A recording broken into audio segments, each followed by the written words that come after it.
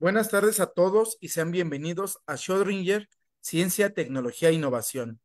Les damos la más cordial bienvenida a esta charla, donde abordaremos un tema fascinante dentro del campo de la microbiología y la fisiología intestinal: el impacto de una proteína bacteriana sobre la secreción del moco intestinal humano y la estructura de las mucinas secretadas.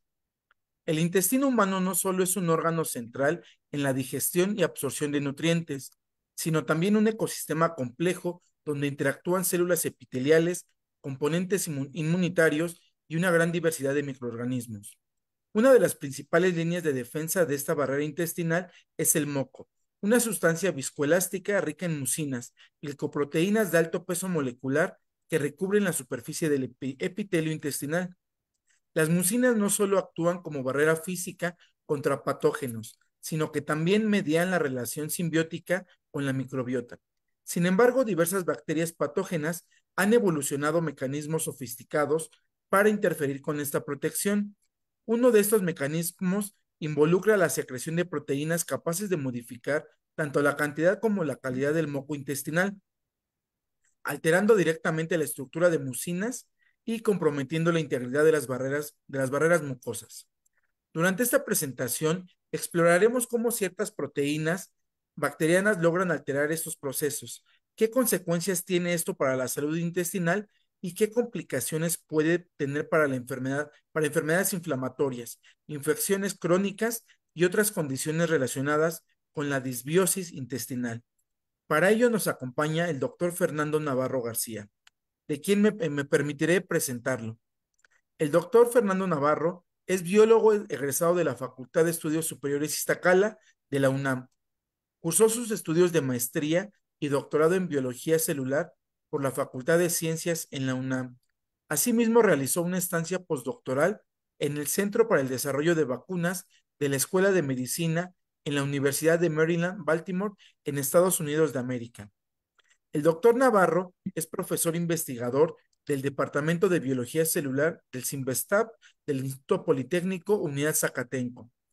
Previo a su trabajo en CIMBESTAB, el doctor fue profesor investigador asociado de la Facultad de Medicina en el Departamento de Salud Pública en la UNAM. Es miembro de la Academia Mexicana de Ciencias y del Sistema Nacional de Investigadoras e Investigadores Nivel 3. Es miembro del Consejo Editorial y Revisor ad hoc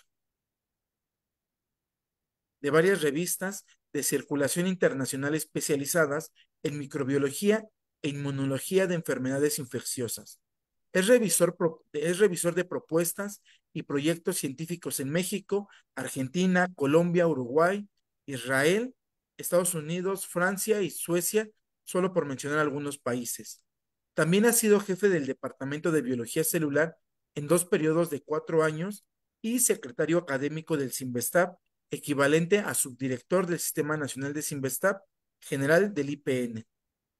El trabajo del doctor se centra en el papel del epitelio intestinal durante las infecciones bacterianas, tanto patogénesis e inmunidad de las mucosas, específicamente en la interacción de células epiteliales enteropatógeno, la microbiología celular, incluyendo mecanismos de acción de toxinas como de Escherichia coli, que producen diarrea, respuesta inmune de mucosas a patógenos intestinales, factores patogénicos secretados por bacterias, mecanismos de secreción de proteínas bacterianas, patogénesis molecular, biología celular de membranas, tráfico vesicular, citoesqueleto y uniones intercelulares, así como interacción proteína-proteína. Asimismo, el prestigio internacional de su trabajo en microbiología celular ha permitido que estudiantes de posgrado de otros países realicen estancia de investigación en su laboratorio en Simvestab, incluyendo alumnos de Brasil, Argentina, Chile y Francia, por mencionar algunos, donde los estudiantes han venido a instruirse en técnicas novedosas para el estudio integrado de la interacción células humanas-bacteria. Por sus descubrimientos ha recibido invitaciones para conferencias internacionales y cursos especializados en Brasil, Chile, Cuba, Argentina, Francia, Estados Unidos, Australia e Italia. El doctor ha publicado más de 90 artículos en revistas internacionales en temas biomédicos y 11 capítulos en libros. El impacto de su trabajo científico se ve reflejado en las más de 4.500 citas o referencias que han recibido sus publicaciones internacionales.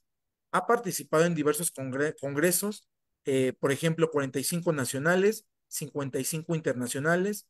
Ha impartido 121 cursos, ha recibido invitaciones a conferencias nacionales, 35, conferencias internacionales, 25 y conferencias plenarias, 10. Ha dirigido 6 tesis de licenciatura, ha graduado a 30 maestros en ciencias y 19 doctores en ciencias. Y solo les menciono parte de su currículo. La trayectoria del doctor Fernando es, híjole, maravillosa. Pues muchas gracias, doctor, por aceptar la invitación y el foro es todo suyo. Muchísimas gracias, Juan Andrés Alvarado Salazar, a quien quisiera agradecerle enormemente esta ventana de oportunidad que me ofrece a través del Internet y su conexión con la ciencia a través de Schrödinger. Em, bueno, vamos a empezar y como les decía el doctor, voy a hablarles de una proteína bacteriana que altera la secreción del moco intestinal, que como ya les mencionan es una eh, parte importante de la defensa del hospedero hacia las infecciones.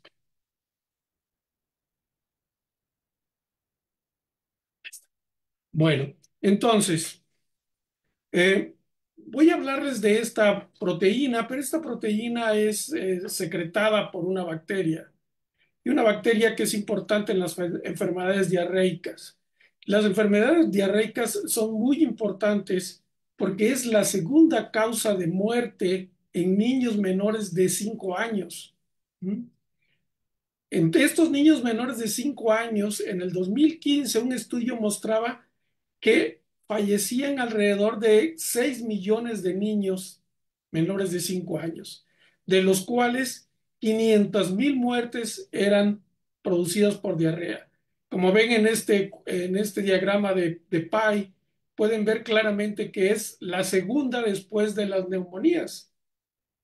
Entonces es una preocupación mundial muy importante. Dentro de los diferentes patógenos que pueden causar diarrea se encuentran las bacterias y dentro de las bacterias en particular quisiera hablarles de Escherichia coli, que es un agente que causa la diarrea. ¿Mm? Es muy interesante esta bacteria porque existen, digamos, esta bacteria que es una sola especie, Escherichia coli. Ujú. Sin embargo, hay una gran variedad, o sea, tipos de Escherichia coli, siendo la misma especie. Y entonces aquí les muestro 6 variedades de Escherichia coli que son capaces de causar diarrea nada más. Ujú. Y entonces a esos 5 tipos se les conocen como patotipos, porque cada uno tiene un conjunto de genes que causa una patología en particular. Y entonces tenemos Escherichia coli enteropatogénica, enterhemorrágica, enterotoxigénica, Escherichia coli de adherencia difusa, Escherichia coli interinvasiva y Escherichia coli interagregativa, de la cual les voy a hablar en especial hoy, aunque nosotros prácticamente trabajamos los 6 patotipos de Escherichia coli.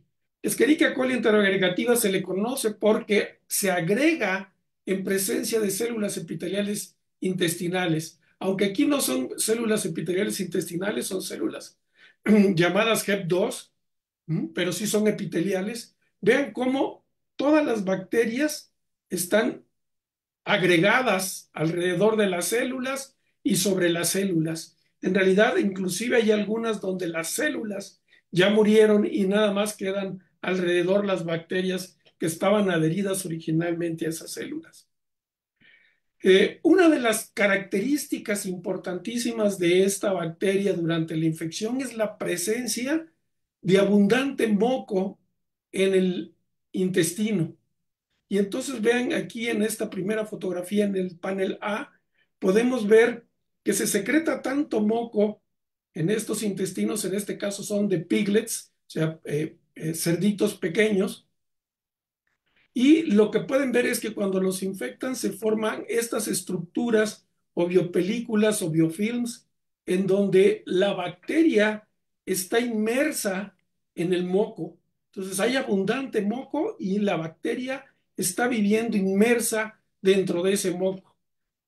En trabajos donde se ha hecho en explantes humanos, en biopsias humanas, también se ha encontrado una gran cantidad de moco que se secreta y las bacterias otra vez viviendo en esa gran cantidad de moco. Por otro lado, nosotros hace ya algunos años, probablemente más de 15, habíamos encontrado una proteína que le llamamos PIC, porque es una proteína involucrada en la colonización. ¿Mm? Y esa proteína PIC es capaz de degradar el moco intestinal. ¿Mm? Y entonces nosotros nos dimos a la tarea de caracterizar bien esta proteína. Esta proteína es una proteína, además, muy interesante porque se autosecreta en la bacteria, porque contiene estos tres motivos, una secuencia señal, un dominio pasajero y una unidad de translocación. La unidad de translocación forma un poro en la membrana de la bacteria a través del cual pasa el dominio pasajero y de esa manera se secreta la proteína al medio para que lleve a cabo su función. En aquella ocasión, lo que nosotros queríamos ver es si esta proteína era capaz de degradar al moco o a las mucinas. Las mucinas son los constituyentes del moco. Y en aquellos tiempos hacíamos experimentos donde la mucina que obteníamos o comprábamos de glándula submaxiliar de bovino o mucina gástrica de cerdo, nosotros la marcábamos con biotina y una vez que estaba biotinilada la pegábamos una placa de lisa y cuando colocábamos a la mutante, a la proteína o a una mutante, esta mutante la fabricábamos porque sabíamos que la proteína contenía un motivo de serín proteasa y entonces usando mutagénesis sitio dirigido cambiamos la serina por una isoleucina en la posición 258, de tal manera que el sitio activo lo estamos mutando de manera dirigida. Y entonces cuando colocábamos a la mucina con la biotina, sobre las placas de lisa y si éstas tenían una función de proteasa, iban a degradar a lo que estuviera pegado en el pozo de la placa de lisa y cuando revelábamos iríamos a encontrar menos señal que cuando no usábamos la proteína que sospechamos que era una proteasa. Como pueden ver claramente aquí, esta es en el panel B, pueden ver cómo cuando usamos una incubación de las mucinas con el buffer PBS, no hay degradación de la mucina. Pero si nosotros colocamos PIC a una concentración de 1 microgramo o PIC a una concentración de 10 microgramos, vean cómo se disminuye la cantidad de mucina que está pegada a la placa de lisa debido a la degradación. Pero más interesante es que si nosotros usábamos la mutante que está mutada, como les decía, en el sitio activo, vean cómo ya no se ve y la diferencia entre el control y los experimentales ya no es tal, o sea, se comportan de manera similar. De hecho, como sabemos que es una serín proteasa, si usamos un inhibidor de serín proteasas, también logramos abatir la actividad, indicando entonces que esta proteína es capaz de degradar a la mucina y la mucina es el constituyente del moco intestinal. Además, demostramos en aquel entonces que esta mucina tenía, por supuesto, como sabemos, la mucina está recubierta prácticamente de azúcares. Y estos azúcares parece que son importantes para que la proteína interactúe con la mucina. De tal manera que encontramos que el ácido ciálico o nana, como se le conoce, es uno de los constituyentes a los que mejor se pega la proteína PIC. Y si nosotros lográbamos cortar el ácido ciálico con proteasas de las mucinas, entonces evitábamos el corte de las mucinas.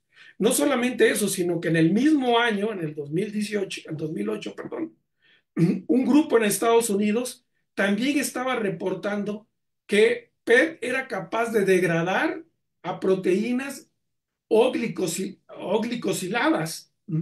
Y entonces eso hacía mash exactamente con lo que nosotros habíamos encontrado y entonces degradaba proteínas importantes de la superficie de leucocitos que son importantes para el reconocimiento en el sistema inmune.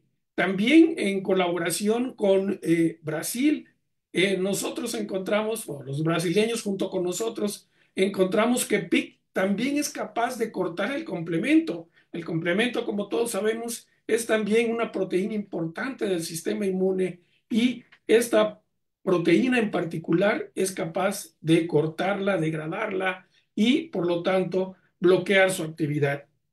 Entonces nos parecía que era una cosa muy importante estudiar cómo era la degradación. Y aquí les voy a platicar una anécdota junto con el resultado que es muy importante. Nosotros dijimos, si entonces, si PIC es capaz de degradar a la mucina, si nosotros colocamos a PIC dentro del intestino de una ratita, lo que vamos a encontrar es que cuando sacrifiquemos a la ratita, el intestino debería estar prácticamente vacío de moco, de mucinas en el interior. Y la sorpresa fue que encontramos todo lo contrario. Encontramos que cuando colocábamos a la proteína PIC en el interior del intestino, había más moco. Entonces, vean, cuando no colocamos a la bacteria, esta es la concentración de moco que hay en el lumen intestinal. Estas son marcadas en azul las células caliciformes que producen el moco. Pero cuando lo tratábamos con Escherichia coli enteroagregativa, que produce a la proteína PIC, vean cómo hay muchísimo más moco. En lugar de que se desapareciera, encontramos más moco. Si nosotros le quitábamos el gen de PIC a Escherichia coli a través de hacer un knockout en la bacteria, quitándole un solo gen, entonces veíamos que se disminuía la cantidad de moco en el lumen intestinal, involucrando directamente a la proteína en este efecto de el incremento de moco en el lumen intestinal. Y también si nosotros regresábamos el gen a la mutante a través de un plásmido, otra vez veíamos moco en el exterior. Y entonces se nos ocurrió buscar en otras bacterias que también contienen ese gen, el gen de PIC, en Escherichia coli enterouropatogénica, perdón. Vean, también causa lo mismo, si quitamos el gen se desaparece. En Shigella flexneri, que también contiene ese gen, vean cuánto moco hay, pero si quitamos el gen se desaparece. Entonces, pareciera que este gen o la proteína que se produce de este gen, entonces es capaz de degradar o de incrementar la secreción de moco, completamente diferente a lo que nosotros habíamos visto. Como usar toda una bacteria complica la situación experimental, porque muchos de los componentes de la bacteria podrían hacer esto, lo que hicimos es usar proteína purificada. Y vean cómo otra vez, si usamos solamente la proteína purificada, se incrementa la cantidad de moco en el lumen intestinal, comparado que cuando no se usa la proteína purificada. De hecho, si usamos la mutante, también vemos un incremento en de moco en el lumen intestinal. ¿Qué son entonces el moco? El moco, las mucinas, que forman parte del moco, podemos tener mucinas en el intestino, mucinas que están asociadas a la membrana de las células, y ese es como MUC1. Y hay mucinas que se secretan, como MUC2, MUC5AC, MUC5B, perdón. Y estas que se secretan son las que forman el gel, ¿ok? Y entonces vean cómo están altamente glicosiladas. Entonces son proteínas de un peso molecular altísimo por tener todos estos azúcares. Pueden pesar millones de Daltons. Porque el 50 el 70% están o glicosiladas, pero los extremos, tanto el amino como el carboxilo, no están glicosilados. Sin embargo, esos dos extremos son importantísimos para formar el polímero de las mucinas y aún más para formar las estructuras triméricas que al final de cuenta nos van a formar el gel que forma parte del moco.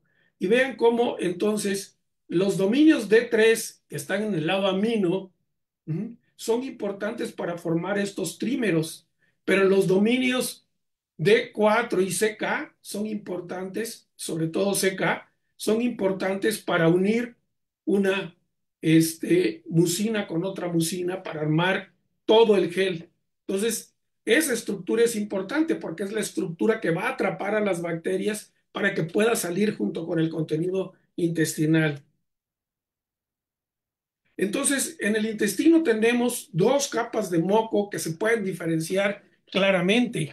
La que está muy, muy floja, digamos, que es donde normalmente habita la microbiota intestinal, y una un poco más firmemente adherida entre ellas, y ese sitio es más, digamos, más protegido de microorganismos. ¿Ok? Y todo este moco es producido por unas células que están en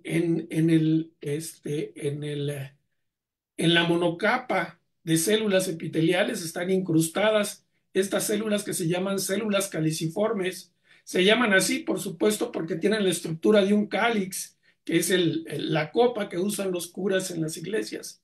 Ujú. Y contienen dentro de ellas, son células secretoras. Entonces, como son células secretoras, guardan sus proteínas de secreción en vesículas secretoras.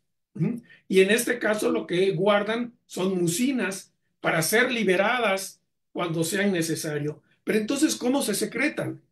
Pues se secretan de dos tipos.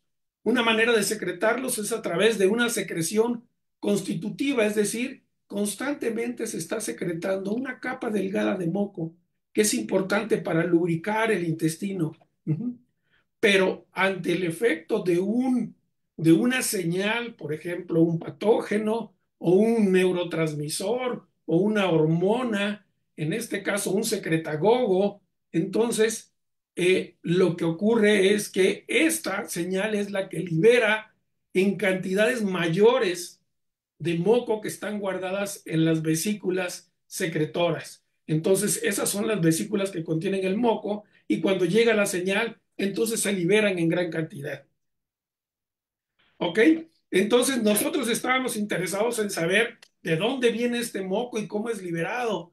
Y en la literatura prácticamente nos bombardeaban de información relacionada que probablemente las citocinas interfieren con la secreción de moco en las células epiteliales. Y entonces nosotros estábamos interesados en determinar cuál es el mecanismo de secreción rápida de mucinas inducidos por PIC a través de las células caliciformes. Y entonces, esta era nuestra hipótesis. Probablemente van a ser las citocinas, pero si sabíamos que podían ser las citocinas son liberadas por las células epiteliales que están cercanas a las células caliciformes, y entonces cuando se liberan las citocinas hacen que se libere el moco de las células caliciformes. Entonces dijimos, vamos a comprobar eso, pero para eso primero tenemos que tener un modelo donde no tengamos las células epiteliales. Entonces, ¿qué es lo que vamos a tener? Solamente las células caliciformes para ver si ellas son capaces per se de secretar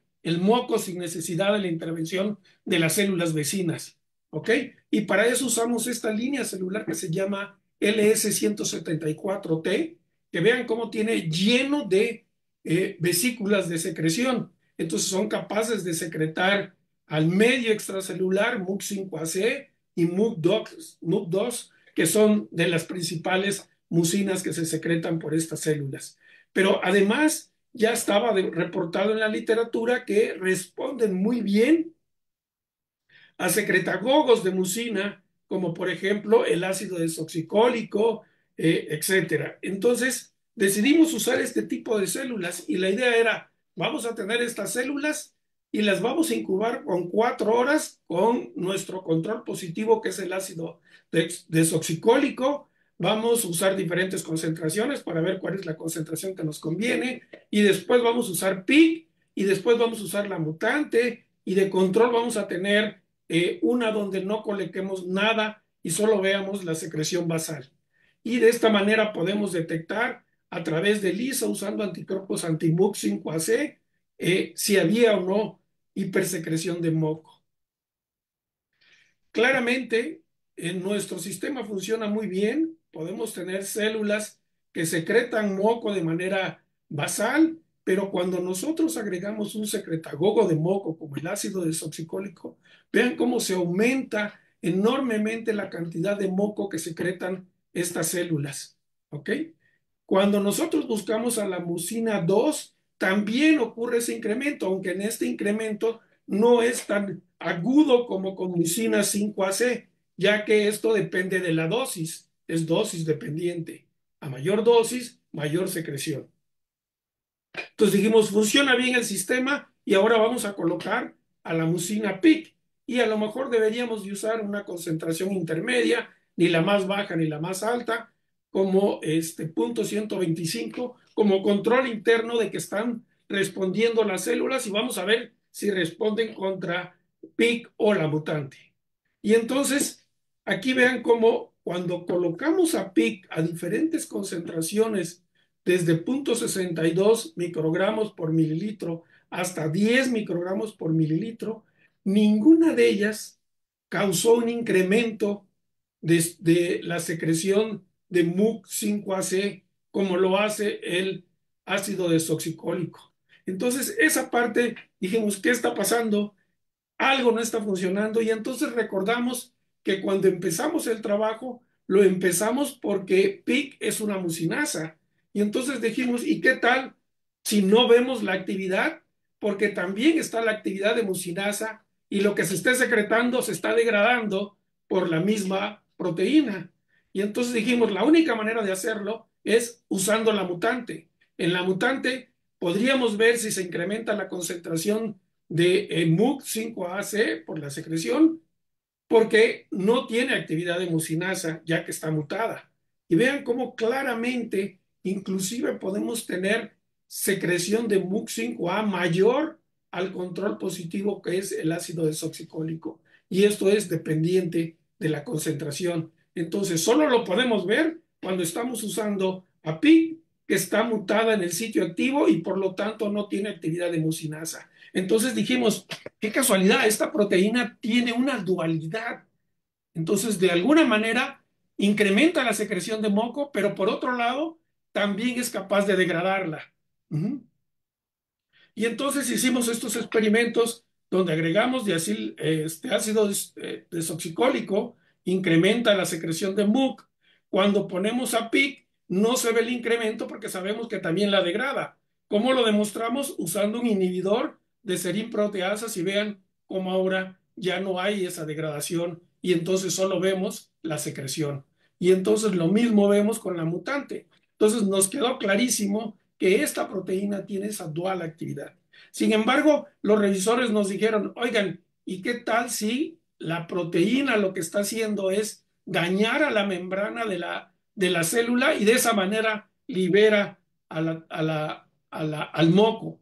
Entonces lo que hicimos fue un ensayo de viabilidad celular y aquí pueden ver claramente que le pongamos la cantidad que queramos de ácido desoxicólico, de PIC o de PIC mutante, la viabilidad celular es prácticamente la misma. Sin embargo, si alteramos la viabilidad celular con un detergente, pues claramente se cae la viabilidad celular. Esto nos indica que es a través de un mecanismo, no es un daño mecánico el que está causando. Entonces decidimos observar estos mismos efectos a través de microscopía confocal, para lo cual diseñamos este experimento donde tratábamos de ver la actina de las células caliciformes al DNA de las células caliciformes en azul y la secreción de la mucina en verde. Obviamente estamos usando aquí un control donde no estamos colocando nada y como las células no están permeabilizadas, solo podemos ver a la mucina que sale de la célula, no la que está dentro, porque no puede pasar el anticuerpo para verla, solamente ve la que está afuera. Pero cuando usamos este ácido desoxicólico, vean cómo claramente se ve la gran cantidad de moco que es liberada por el ácido desoxicólico. Cuando nosotros utilizamos a la proteína PIC, se ve igual que el control, como si no hubiéramos agregado nada que indujera a las células o que causara una inducción en las células de la secreción del moco. Pero si usamos la mutante o PIC normal, pero preincubada con el inhibidor de serin proteasas, vean cómo ahora sí podemos detectar claramente al moco en la superficie de las células, indicando entonces que sí hay dos actividades. Entonces nos estamos enfrentando a un problema donde una proteína se puede comportar como un secretagogo de moco para producir hipersecreción de mucinas y por otro lado como una proteasa que es capaz de degradar esa mucina. Entonces decidimos primero tratar de resolver uno de los primeros casos, que es cómo degrada la mucina y cuál es el impacto que tenga mecanísticamente esta degradación de mucina. Entonces, esto fue a través de usar células caliciformes que secretan MUC5AC, MUC2 y purificamos esas mucinas que son mucinas humanas ya, ¿eh? Y las incubábamos por 2 horas con PIC mutante, PIC con el inhibidor o PBS solo, y lo analizábamos de dos maneras. Como son proteínas muy grandes, entonces es muy difícil hacer un gel de poliacrilamida clásico, normal. Entonces lo que hacíamos eran geles de SDS agarosa. Y para otros casos usamos ahora sí los geles de SDS PECH, pero con ciertas características que les explicaré más adelante. Pero después hacíamos un Western blot usando anticuerpos anti las mucinas MUC2 y MUC5AC.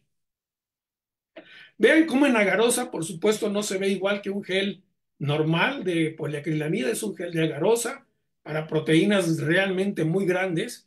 Y entonces vean cómo si nosotros colocamos a las mucinas purificadas de las células caliciformes con PBS, ahí las podemos detectar a MUC5 y a MUC5AC y a MUC2, pero si usamos una proteasa que no discrimina, corta cualquier proteína, la degrada. Cuando usamos a PIC también la degrada. Pero si inhibimos el motivo de serin proteasa, no lo degrada. Si mutamos el motivo de serin proteasa, tampoco la degrada. Y lo mismo ocurre para MUC5AC. Entonces, sí tiene esa capacidad de degradar a la mucina. Hay algo que nos llamó la atención de estos genes. Era que no se ven productos de degradación, es decir, la degrada por completo. Entonces decidimos usar tiempos para poder ver si podíamos ver el subproducto de degradación. Y en lugar de usar geles de agarosa, usamos ahora sí geles de poliacrilamida, pero que son un poco atípicos en el sentido de que tienen un gel concentrador muy grande para que podamos visualizar a las proteínas de alto peso molecular. Y la idea era que con el tiempo íbamos a ver cómo se iba degradando la proteína y podrían entrar al gel separador los fragmentos de degradación. Y esa era nuestra idea. Seguramente ahí vamos a ver los fragmentos de degradación. Malas noticias. Veíamos que después de 20 minutos se degrada por completo, pareciera, por completo la proteína y no vemos ningún producto de degradación. Si usamos la mutante, por supuesto, a ningún tiempo la degrada. Si usamos MUC5AC, la degrada más rápido a los 5 minutos.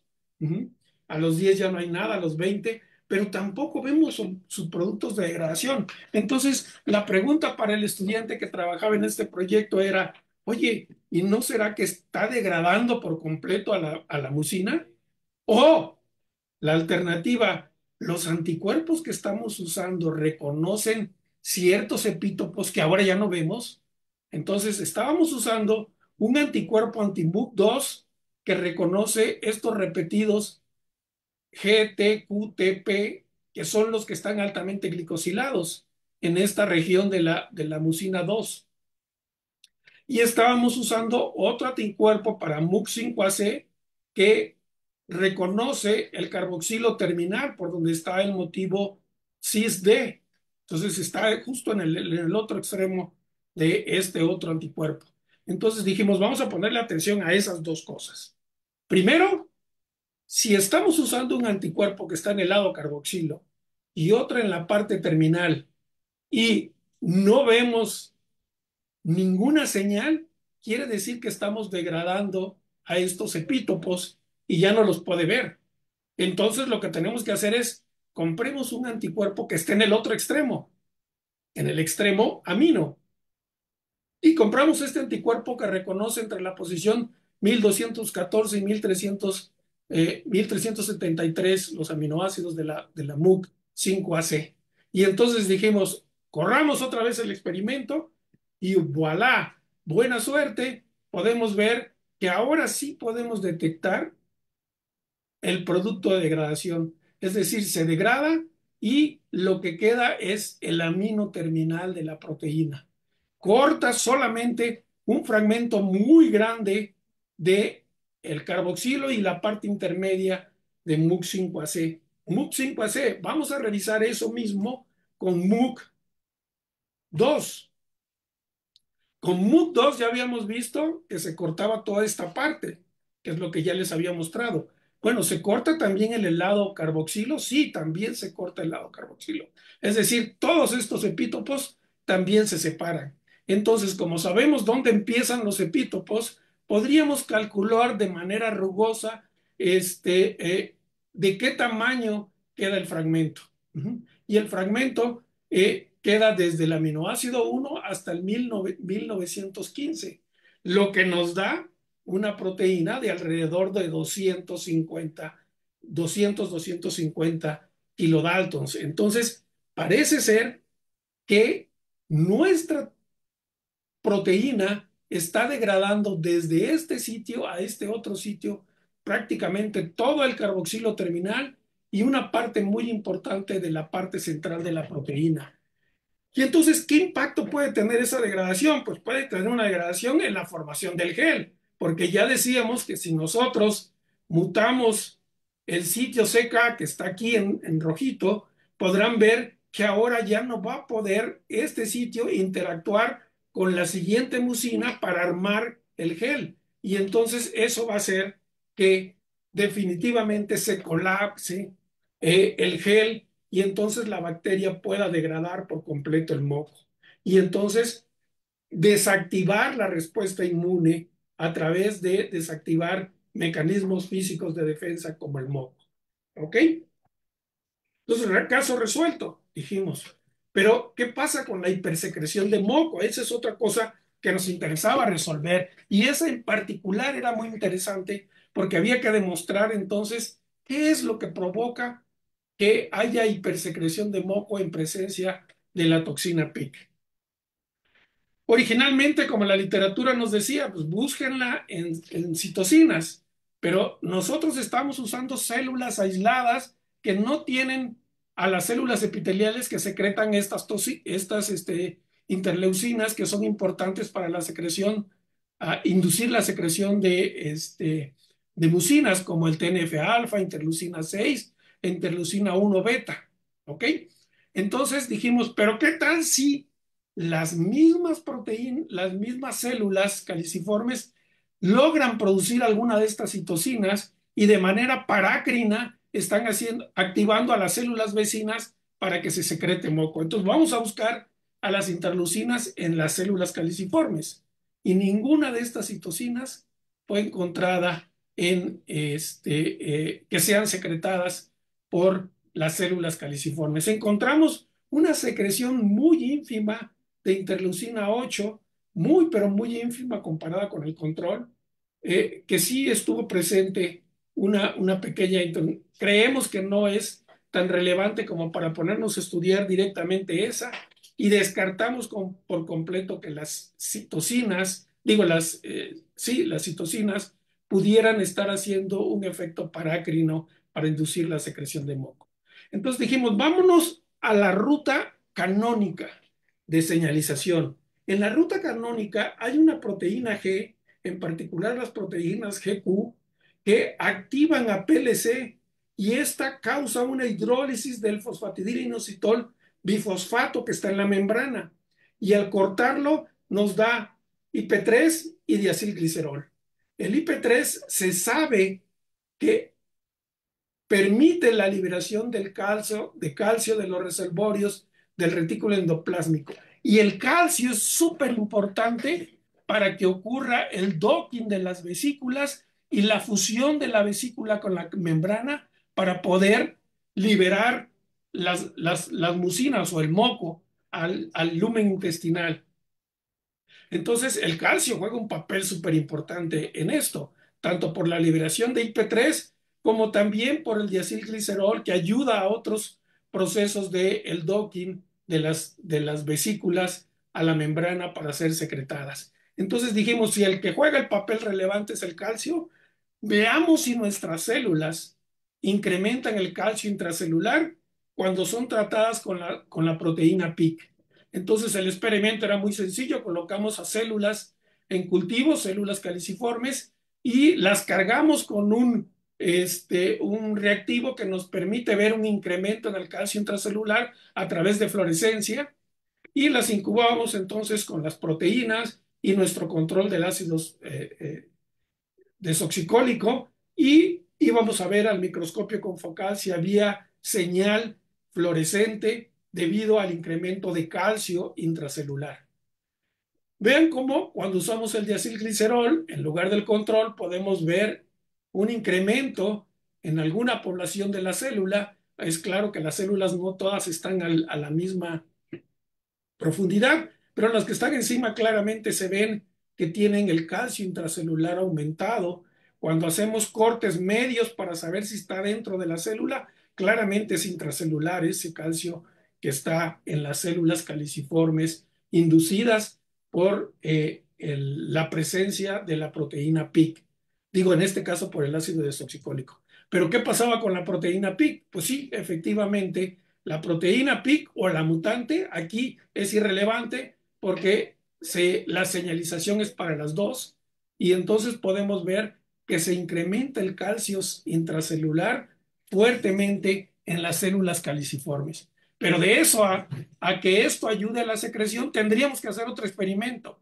Y este experimento es, si hacemos una quelación del calcio para que no se incremente, ya no debería de haber secreción de la mucina. Y eso fue lo que hicimos. Usamos Vapta, que es un quelante de calcio, y cuando nosotros colocamos Vapta eh, y colocamos a la proteína PIC, vean cómo se desaparece la secreción de moco. Es más claro en la microscopía porque es más escandalosa, y vean claramente cómo hay secreción de moco cuando solamente está PIC, pero cuando está PIC con el quelador de calcio ya no hay secreción. Es decir, si el calcio no se incrementa, no sigue la señalización y por lo tanto no hay liberación de moco hacia la superficie de las células. Ok, entonces el calcio realmente juega un papel importante, pero entonces toda esta vía debería de jugar un papel importante. Y río arriba del calcio está la fosfolipasa C, que es la que corta al diacilglicerol, perdón, al fosfolípido para dar el diacilglicerol y el IP3. Entonces nos fuimos a ver si bloqueamos PLC, no debería de haber calcio intracelular y por lo tanto no debería de haber liberación de moco.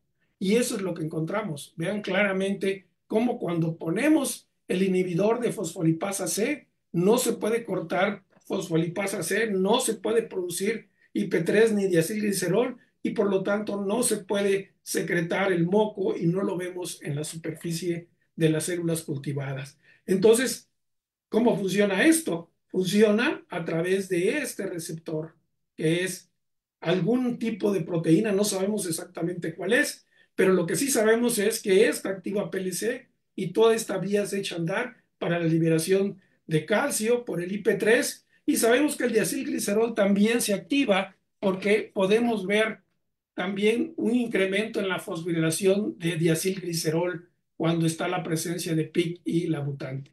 Entonces, también hay actividad de diacilglicerol y de IP3 a través de la liberación de calcio. Entonces, ese es el mecanismo por el cual funcionan las dos cosas: cómo es capaz de degradar al moco y cómo es capaz de inducirlo. Pero eso nos lleva a una pregunta más biológica. ¿Para qué quiere tener las dos actividades, producir y degradarla? ¿Cuál sería la característica? Y quisiéramos verlo durante una infección. ¿Qué pasa con estas dos actividades duales? ¿Ok? Y entonces diseñamos este experimento. ¿No será que necesita degradar el moco o necesita obtener moco, producir moco, porque le sirve como fuente de carbono? Y entonces lo que hicimos es incubamos a las células caliciformes con PIC o PIC mutante y el sobrenadante que contiene ahora un montón de moco, lo usamos como medio condicionado y ahí crecimos a la bacteria Escherichia coli o a la mutante. E hicimos una curva de crecimiento. Y vean, en rojo está una curva normal de crecimiento en medio normal. Ujú. Pero cuando hay moco presente en el medio, vean cómo incrementa sustancialmente el crecimiento de la bacteria. Es decir, que el moco lo utiliza la bacteria porque necesita fuente de carbono y entonces hace que se provoque una secreción de moco. Una secreción de moco exagerada también me puede dañar a mí porque puede envolverme y sacarme por todo el tracto gastrointestinal. Pero si yo tengo el antídoto que es degradar el moco, entonces puedo sobrevivir en la capa de moco. Pero entonces había que demostrar si la bacteria es capaz de atravesar el moco. Ujú. Normalmente las bacterias cuando quieren interaccionar con las células epiteliales o degradan el moco para darse paso y llegar hasta donde están las células epiteliales o tratan de impedir llegar a lugares donde hay mucho moco, por ejemplo, donde están las células B. Y en otros casos ni siquiera llegan hasta donde están las células, envían toxinas para dañar las células y obtener nutrientes. Entonces, en nuestro caso, pareciera que nuestra hipótesis daría mejor por la degradación de moco. Y entonces diseñamos un experimento muy interesante en unas cámaras o dispositivos que se llaman Traswell. ¿Qué hicimos? Estas cámaras tienen dos cámaras, una cámara interna y una cámara externa y una cámara interna.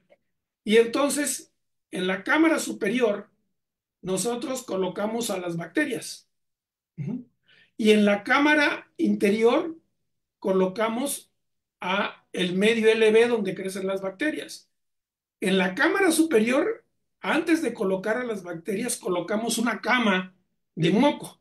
Es como si fuera una capa de moco que cubriera las células, pero en lugar de tener células tenemos un filtro. ¿Mm? Y entonces la idea es, cuando coloquemos las bacterias, si las bacterias son capaces de degradar el moco, se van a abrir camino, van a atravesar el filtro y van a caer al medio rico donde van a crecer y vamos a poder cuantificarlas. Entonces, ¿qué bacterias vamos a utilizar?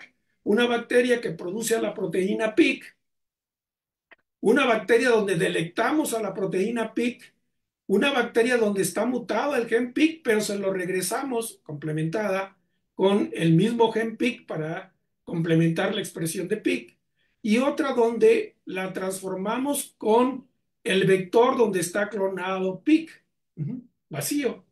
Y por otro lado usamos una bacteria donde logramos mutar, bueno, nos ayudaron a mutar esta bacteria, donde logramos mutar en el cromosoma de manera sitio dirigido el sitio activo de serin proteasa en la posición 258 para ponerle una alanina.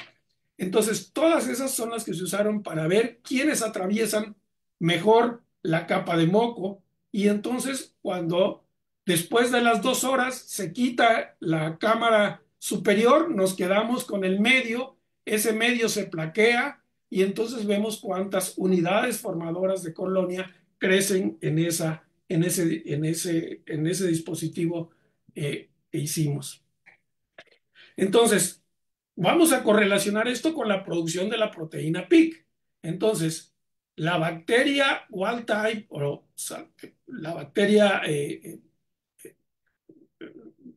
sin mutaciones tiene a la proteína PIC. Si nosotros le mutamos el gen PIC, por supuesto, ya no tiene el gen PIC, no puede producir a la proteína. Pero si nosotros se la regresamos en un plásmido, ahora hasta tenemos más porque es un plásmido de mayor número de copias. Si nosotros le regresamos en un plásmido igual a este, pero sin el gen PIC, pues no hay PIC. Si nosotros usamos la mutante, es la misma proteína, pero no tiene el sitio activo, entonces la proteína ahí está. ¿Ok? Entonces, de esa manera vamos a ir viendo si qué pasa con la secreción de las mucinas. Cuando hay PBS se secretan las mucinas. Si las degradamos con la proteinasa K como control negativo, positivo, perdón, se degradan. Si usamos una bacteria que contiene APIC, la degrada. Si no contiene APIC, no la degrada. Si le regresamos el gen PIC a la mutante, ahora la vuelve a degradar. Si le ponemos el plásmido pero sin el gen, no la degrada. Si tenemos la proteína idéntica pero tiene un aminoácido cambiado, que es el sitio activo, entonces no la degrada. Entonces ya sabemos qué es lo que hacen. Vamos a ver en el dispositivo qué es lo que pasa. Y lo que encontramos es que solamente aquellas bacterias que contienen a la proteína PIC de manera natural, sin mutaciones, son aquellas las que pueden atravesar la capa de moco. Vean cómo realmente atraviesan la capa de moco, mientras que la mutante, como no tiene el gen, no la atraviesa, la que no tiene la bacteria que le quitamos al gen no la atraviesa, y la que no tiene el sitio activo tampoco la atraviesa. Entonces, esa es nuestra explicación biológica. Es una bacteria que hace que se produzca un montón de moco que le va a ayudar en dos cosas. Le va a ayudar a crecer y además le va a ayudar a deshacerse de otras bacterias competencia de ella y a ella no la va a poder dañar porque ella la puede degradar y puede llegar hasta el moco, hasta las células epiteliales intestinales y causar la diarrea.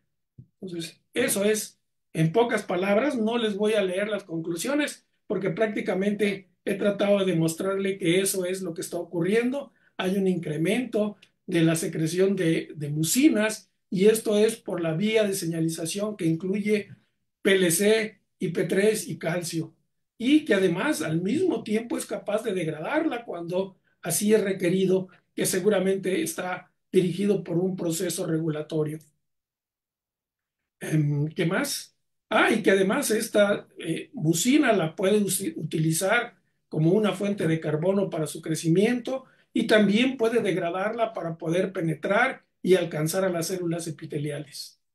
Quisiera agradecerle a los brillantes estudiantes que he tenido la fortuna de dirigir en mi laboratorio, como Javier Gutiérrez Jiménez, que empezó con este proyecto, Fernando, que lo terminó por completo, y Javier Sánchez Villamil e Ivonne Arciniega, que ayudaron a estos dos primeros, y a mis auxiliares de investigación, Lucía Chávez Dueñas y a Jazmín Huerta. Y ahora quisiera abusar un poco de la audiencia para hacer dos anuncios parroquiales. En el caso del Departamento de Biología Celular donde trabajo, está abierta la convocatoria para la admisión a maestrías y doctorados, que va a ser en la de maestría en mayo.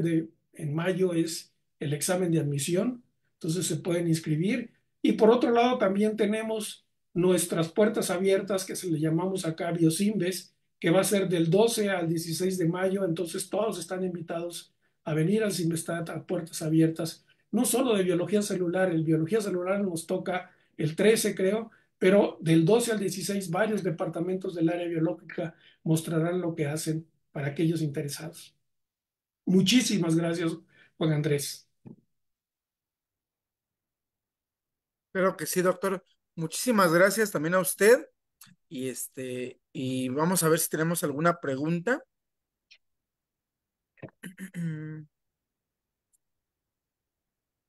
Ok, estoy revisando las redes, el en vivo y preguntas no tenemos en este momento, doctor. Este, pero igual si que nos dejen sus preguntas, los que están viendo el en vivo, quien vaya a verlo posteriormente, que nos pueda escribir sus preguntas y se las haremos llegar. Doctor, usted, bueno, aquí veo que ya está en su medio de contacto. No, Está al principio, si ok. quieres rápidamente. Usted, Pueden escribir también a mi correo, ok. que es Ok, perfecto. Usted puede recibir alumnos de licenciatura, de maestría, doctorado, postdoctorantes. sí, en realidad he tenido estudiantes desde estudiantes de preparatoria he tenido. He tenido estudiantes que son estas de la vocacional, que terminan una carrera técnica de laboratoristas, por ejemplo. He tenido estudiantes de servicio social, he tenido estudiantes Ok. del verano, he tenido estudiantes de licenciatura, de maestría y de doctorado, y ahorita tengo dos postdocs en mi laboratorio. Entonces tenemos de todo. Tratamos de también hacer promoción para que la gente se dedique a la ciencia. Es un trabajo realmente emocionante y entonces yo procuro recibir de todo con tal de que se empapen de algo de lo que estamos haciendo. Claro, doctor. Entonces, pues la audiencia que nos está viendo, también dejamos su medio de contacto en los videos por quien esté interesado en contactarlo para colaboraciones, alumnos de, como mencionaba, de estancias de verano, el programa de delfines también, tesistas de cualquier institución y sobre todo en el programa de biología celular, ¿verdad, doctor? Sí, mi problema. Perfecto. Pues voy a compartir pantalla.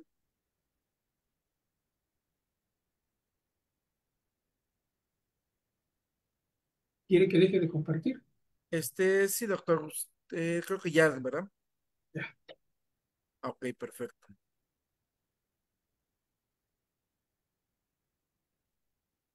Schrödinger Ciencia, Tecnología e Innovación otorga la presente constancia al doctor Fernando Navarro García por su charla de difusión científica titulada Una proteína bacteriana que altera la secreción del moco intestinal humano y la estructura de las mucinas secretadas, la cual fue realizada el día 8 de abril del 2025. Muchas gracias, doctor, y en breve le hacemos llegar su constancia. Al contrario, gracias por la oportunidad de poder hablar frente a tu audiencia. Muchas gracias, doctor. Esperemos que pronto lo estén contactando alumnos pues de todos lados, se siga haciendo difusión de su línea de trabajo, que híjole, es asombroso toda su trayectoria. Yo que tuve oportunidad de leer toda, híjole, sí, es bastante trabajo, bastantes años, y con esto damos por concluida la charla del día de hoy. Muchas gracias nuevamente, doctor, por aceptar el espacio y también al increíble equipo de producción por hacer esto posible. Y por supuesto, gracias a ustedes, nuestra audiencia, por acompañarnos. Síganos en nuestras redes sociales y suscríbanse al canal de YouTube para no perderse ninguna actualización. Asimismo, si es de interés o se perdieron alguna charla anterior, puedan disfrutar de esta en el canal. Una vez más, gracias por estar aquí y nos vemos en nuestra próxima transmisión. Gracias. Hasta